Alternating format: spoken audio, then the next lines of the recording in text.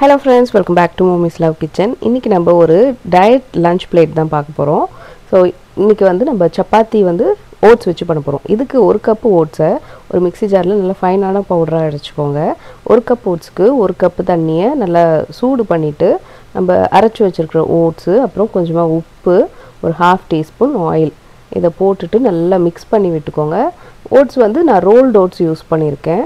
முடிஞ்ச அளவுக்கு rolled oats use பண்ணுங்கள். இன்ஸ்டண்ட்டை அவாய்ட் பண்ணிக்கோங்க. நீங்கள் டயட்டில் இருக்கீங்க, ஹெல்த்தியாக சாப்பிடணும் அப்படின்னு நீங்கள் நினச்சிங்கன்னா இல்லை ஸ்டீல் கட்ஸ் ஓட் கூட நீங்கள் யூஸ் பண்ணிக்கலாம். இப்போ பார்த்தீங்கன்னா ஒரு 1 மினிட்லேயே இந்த மாதிரி ஒன்று சேர்ந்து வந்துடும். இதை வந்து அப்படியே ஸ்டவ் ஆஃப் பண்ணிட்டு மூடி வச்சுருங்க. நெக்ஸ்ட்டு நம்ம இன்றைக்கி சைட் டிஷ் வந்து மேத்தி பன்னீர் பண்ண போகிறோம். இதுக்கு ஒரு பேனில் 1 டீஸ்பூன் எண்ணெய் ஊற்றிக்கோங்க. அது சூடாகிட்ட பிறகு ஒரு 1/2 டீஸ்பூன் சீரகம், அப்புறம் பொடியாக கட் பண்ணி வச்சுருக்கிற வெங்காயம். நான் வந்து மேத்தி அந்த வெந்தயக்கீரையை நல்லா இலையை மட்டும் எடுத்து வாஷ் பண்ணிவிட்டு நல்லா சுடு தண்ணியில் போட்டு வச்சுருக்கேன்.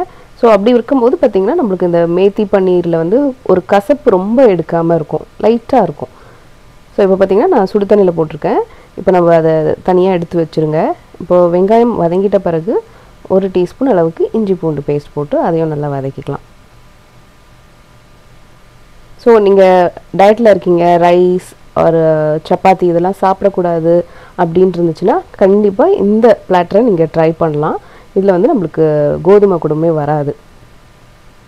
இப்போது இஞ்சி பூண்டு பேஸ்ட் வதங்கிட்ட பிறகு 1/2 டீஸ்பூன் மிளகாய்த்தூள், 1/2 டீஸ்பூன் தனியாத்தூள், 1/4 டீஸ்பூன் மஞ்சத்தூள், அப்புறம் தேவையான அளவு உப்பும் சேர்த்துக்கலாம்.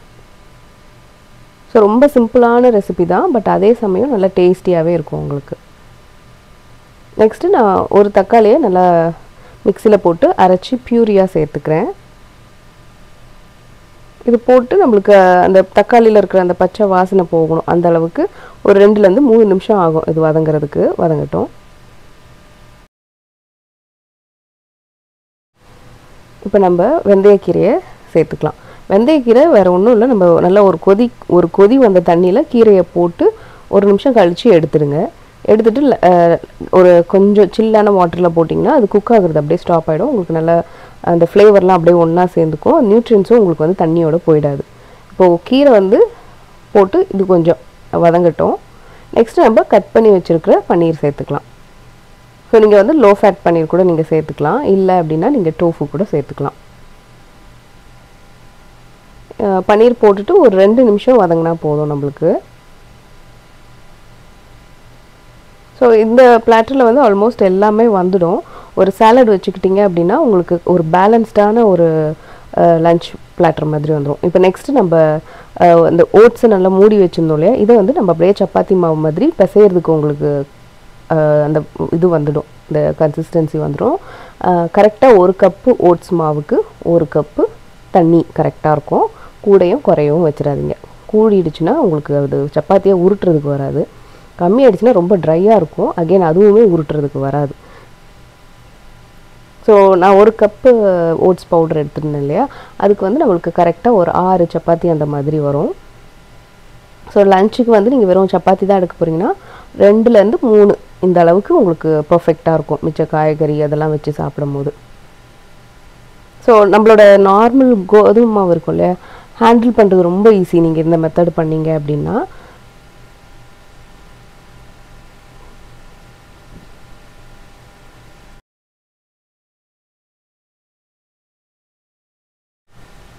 இப்போ நம்ம சைடில் பன்னீர் மேத்தியுமே ரெடி ஆகிடுச்சு.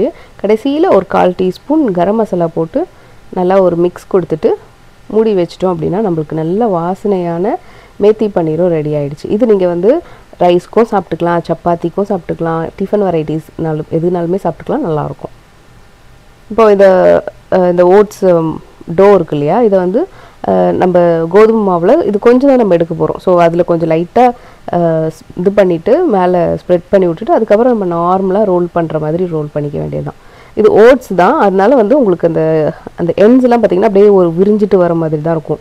உங்களுக்கு பர்ஃபெக்டாக நம்மளோட கோதுமை சப்பாத்தி மாதிரி வராது. உங்களுக்கு வந்து அது பர்ஃபெக்டான ஷேப் வேணும்னா நீங்கள் ஏதாவது கட்டர் வச்சு ரவுண்டு பிளேட் ஆர் மூடி வச்சு நீங்கள் கட் பண்ணி எடுத்துக்கலாம்.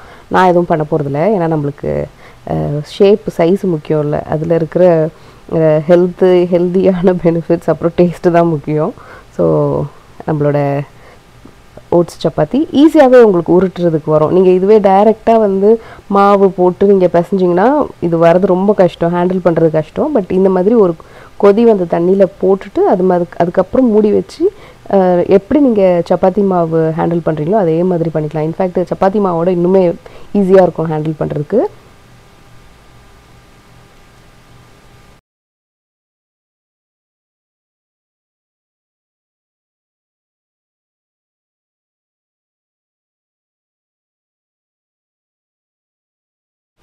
இப்போ நம்ம தோசைக்கல்ல சூடு பண்ணி நம்ம சப்பாத்தி எப்படி சுடுறோமோ அது மாதிரி சுட்டுக்கலாம். ஏற்கனவே இந்த ஓட்ஸ் வந்து சுடு தண்ணியிலேயே ஒரு பாதி வெந்துடும். இதில் வந்து கல்லில் வந்து கொஞ்சம் அப்படியே உங்களுக்கு அந்த ப்ரௌன் ஸ்பாட்ஸ் வர மாதிரி இருந்துச்சுன்னா நம்மளோட சப்பாத்தியை சாப்பிட்ட மாதிரியே இருக்கும். ஸோ ரொம்ப குயிக்காக ஒரு 15 to 20 மினிட்ஸ்லேயே இந்த 2 டிஷ்ஷுமே நீங்கள் செஞ்சிடலாம். ஸோ டயட் ஃபுட்டுனால் ரொம்ப ஸ்ரத்தை எடுத்து பண்ணணும் அப்படின்ட்டு இல்லை, இது மாதிரி ஈஸியான ரெசிபீஸும் இருக்குது. ஸோ நம்ம சேனலில் அந்த மாதிரி நிறையா நம்ம பார்ப்போம். இன்றைக்கி எங்களோட லஞ்ச் பிளேட்டில் ஓட்ஸ் சப்பாத்தி, அதுக்கப்புறம் நம்ம குயிக்காக செஞ்ச அந்த மெத்தி பன்னீர்.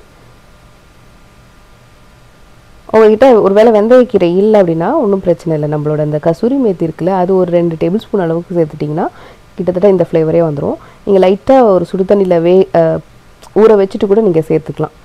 ஸோ உங்களுக்கு அந்த ஃப்ளேவர்ஸ்லாம் நல்லா அப்படியே அதில் சேரும். நெக்ஸ்ட்டு வந்து பச்சை பயிரில் சுண்டல். அடுத்து காய்க்கு வந்து நான் கோவக்காய் வச்சுருக்கேன். ஸோ இதுதான் எங்களோட பேலன்ஸ்டான ஒரு லஞ்ச் பிளாட்டர். ஸோ இந்த ரெசிபியில் நீங்களும் ட்ரை பண்ணி பாருங்கள். உங்களுக்கு பிடிச்சிருந்துச்சுன்னா மறக்காமல் நம்ம சேனலை லைக் பண்ணி ஷேர் பண்ணி சப்ஸ்கிரைப் பண்ணிவிடுங்க. மாமிஸ் லவ் கிச்சனோட எப்போதும் இணைஞ்சே இருங்க. நீங்கள் மாமிஸ் லவ் கிச்சனை இன்ஸ்டாலையும் ஃபேஸ்புக்கில் கூட ஃபாலோ பண்ணலாம். இதே மாதிரி இன்னொரு வீடியோ உங்களை சந்திக்கிறேன். நன்றி, வணக்கம்.